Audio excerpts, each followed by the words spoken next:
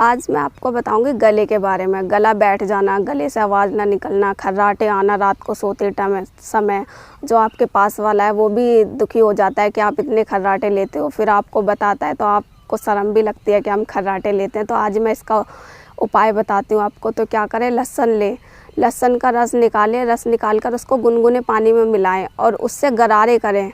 जिससे गरारे करोगे तो आपका जो गला है ना वो अच्छे से खुलेगा, साफ़ होगा। जो कफ जमा हुआ है ना वो सारा साफ़ निकलेगा, सारा कफ निकल जाएगा और आपका गला एकदम स्वच्छ और अच्छा बिल्कुल साफ़ हो जाएगा। जिससे ना ही आपको गला बैठेगा, ना गले से खर्राटों की आवाज़ आएगी, ना कोई दिक्कत, ना परेशानी, कुछ नहीं होगी और आप एकदम स्वस्थ हो जाओगे और आपका गला भी ठीक हो जाएगा।